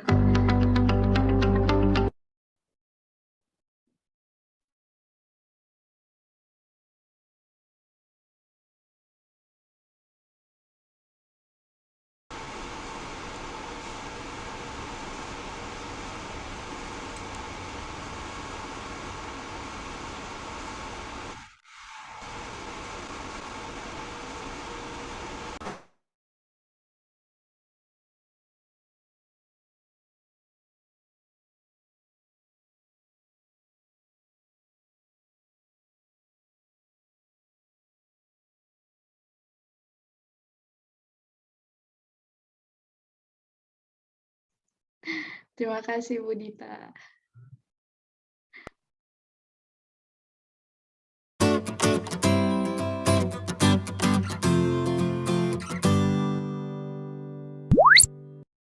Halo, perkenalkan apoteker di apotek ini. Saya di sini ditugaskan untuk memandu kalian mengenal yang namanya dagu sibu. Pasti dari kalian belum mengetahui kan apa sih yang namanya dagu sibu itu? Jadi, yuk kita sama-sama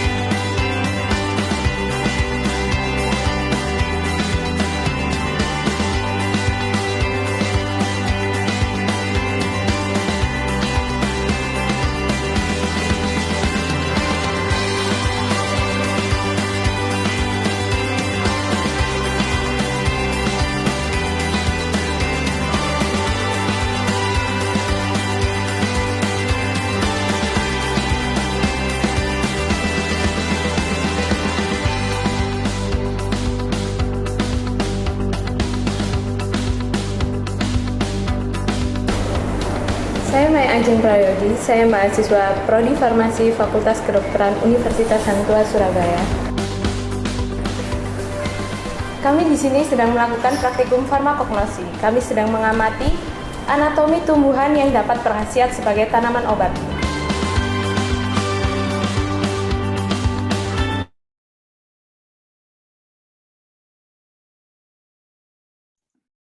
Baik Kak, waktunya sudah menunjukkan 10.42, berarti waktu untuk post-test sudah berakhir. Sesi selanjutnya nih Kak, sesi yang paling ditunggu-tunggu. Iya, Sesi benar apakah banget nih, Kak. itu?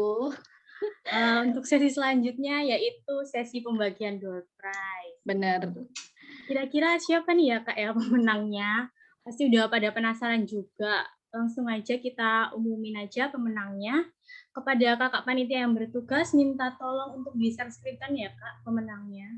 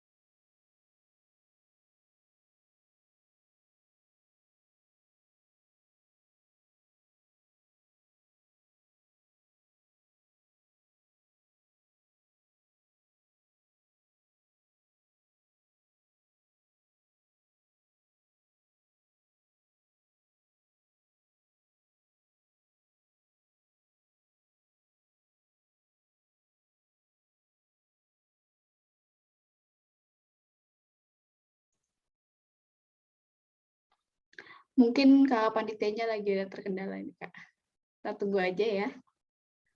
Iya, mungkin terkendala sinyal juga mungkin. Iya.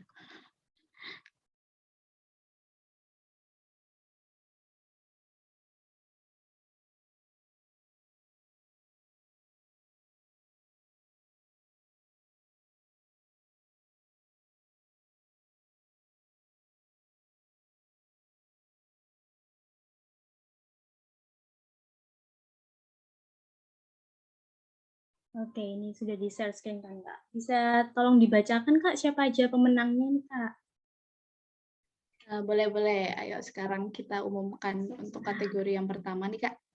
Boleh next. Baik, pemenang pertama ada pemenang dari nilai pretest terbaik.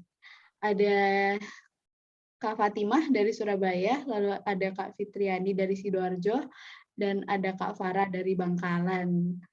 Pak, selamat. Banyak banget nih peserta yang udah paham lagu Sibu nih Kak. Jadi nilainya udah bagus banget. Benar banget nih Kak. Jangan lupa untuk itu ya, menghubungi panitia yang tertera pada PPT. Oh ya Kak, mohon itu dong, mohon di share screen dong. Di full screen maksudnya.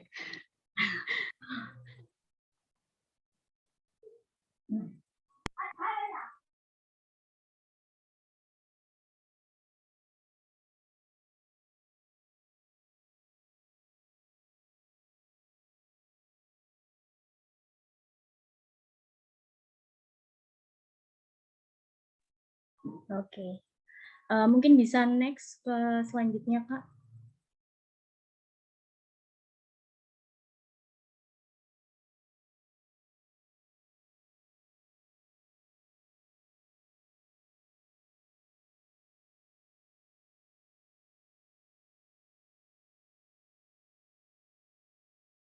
Oke, selanjutnya ini pemenang kategori penanya terbaik.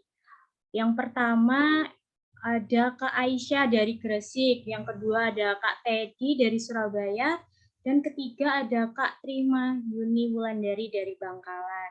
Selamat untuk pemenang penanya terbaik. Untuk pemenang bisa menghubungi kontak person yang ada pada PPT ini. Oke, lanjut lagi.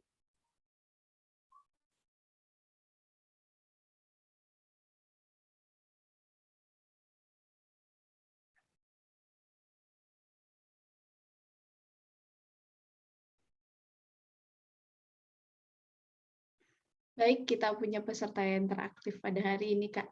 Jadi ada Kalia dari Surabaya. Selamat, Kak, untuk menjadi peserta teraktif. Untuk ngeklaim hadiahnya bisa menghubungi kontak person yang tersedia di PPT ini ya. Selamat. Selamat untuk para peserta yang sudah menang door prize pada kesempatan kali ini. Untuk peserta yang lain yang belum berkesempatan untuk menang door prize, jangan berkecil hati. Mungkin untuk kegiatan lain selanjutnya mungkin bisa menang door prize lagi ya Kak ya. Iya benar banget Kak.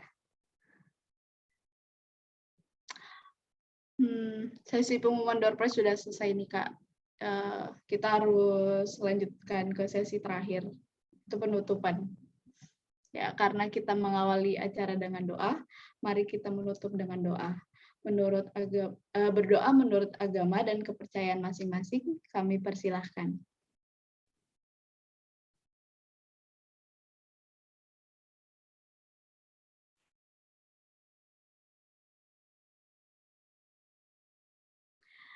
Baik, tidak ada kata cukup dalam berdoa.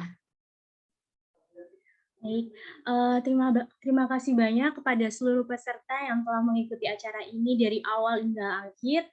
Sebelum mengakhiri acara ini, alangkah baiknya jika kita foto bersama nih. Kepada para peserta yang tidak terkendala sinyal, kami persilahkan untuk menyalakan kameranya untuk foto bersama. Silahkan untuk menyalakan kameranya. Untuk on cam, kita foto bareng.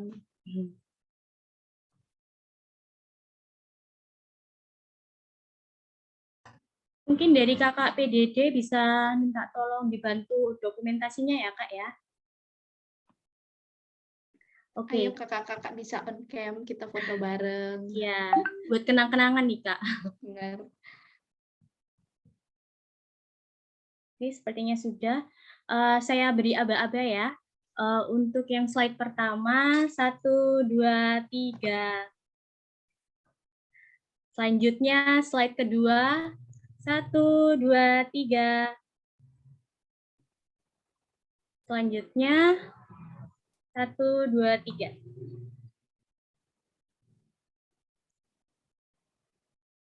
Oke, sudah. Terima kasih kepada para peserta yang sudah mengaktifkan kameranya.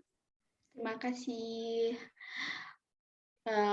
Baik, saya Hanifah dan rekan saya Felicia selaku mewakili panitia yang bertugas hari ini menyampaikan mohon maaf apabila ada salah kata maupun perbuatan yang kurang berkenan. Semoga peserta dapat mendapatkan ilmu yang bermanfaat dan dapat diaplikasikan dalam kehidupan sehari-hari.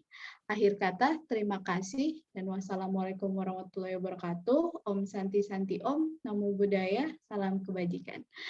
Selamat jumpa di kegiatan selanjutnya. Dadah. Dadah. Terima kasih semuanya. Terima kasih semuanya.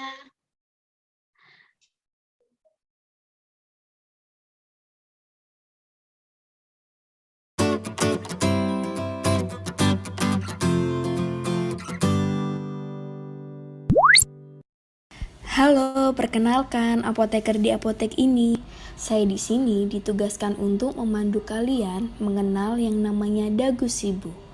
Pasti dari kalian belum mengetahui kan apa sih yang namanya dagu sibu itu? Jadi, yuk kita sama-sama menyimak informasi yang akan saya sampaikan. Yang pertama, ada kata da, dari kata dapatkan. Nah, dapatkan ini, bagaimana sih cara kalian untuk mendapatkan obat-obatan? Yang pertama, kalian bisa mendapatkan obat di apotek, rumah sakit, klinik, dan puskesmas. Untuk cara mendapatkan obatnya, kalian bisa langsung membelinya tanpa resep dokter untuk obat bebas dan obat bebas terbatas.